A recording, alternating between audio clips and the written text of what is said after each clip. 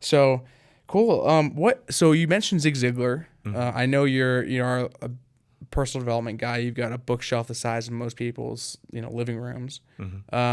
What is there a formula for success, or is it something that you'd say is lucky? I think it's both. I think luck's a huge part of it. You work really, really hard long enough and you get lucky. Luck helps. It does. I mean, it kind of is it's sort of the wind in the back of your sail that just out of nowhere kind of comes in and gives you a little bit of lift, but you still got to put in the work. Like the idea that there's any kind of getting anything out that you don't put anything in. First, I don't think you value it. I think you value things so much more when you had to put in the work to get it. So if someone were to come and take everything from you, all your success, your beautiful mansion and everything that you built, your followers and the other 4 times. Oh, so it's happened. You built back before. Yeah, this is my 4th rodeo. It usually takes about 3 years for me to get everything back. 5 years on the outside sometimes, depending. Like in 2008. So you're good at building it. I guess there is a formula then. It's like you have to know something.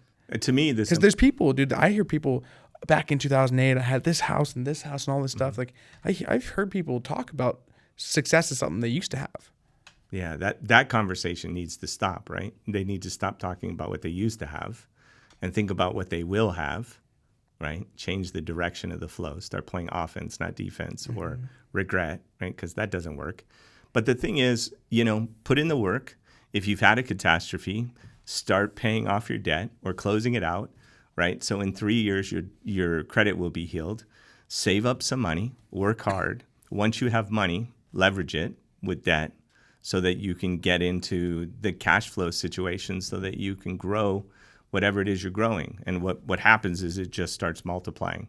And the trajectory is your ability to be disciplined, not to spend the money when you get it, but to use it, leverage it, invest it, get more, leverage it, invest it, get more money, leverage it, invest it, till you're at a situation where some of your investments will pay for your life, what you're actually doing, and then then it's a fun game. But it's like every time I've lost everything, the 4 times, the first year is grueling. The first couple of years is grueling to fix the credit. One time I was homeless. So $10 shower, $50 worth of storage for my stuff, a car that was out for repo. And I didn't get a place because that would be more overhead. Once you got a place, you had a power bill, you had at the time there was actually landlines, I guess. So you had all these bills that you just don't think about when you're getting going, which put you backwards. So I danced with that dance long enough to rebuild and get things together so that then I had enough momentum to where, okay, at this point I'll set up shop.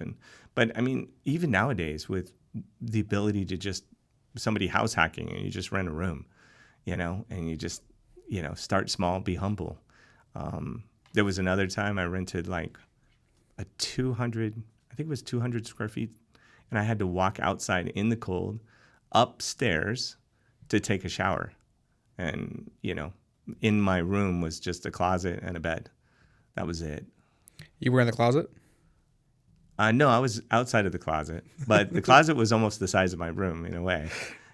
My current closet is almost the size of the room at the time.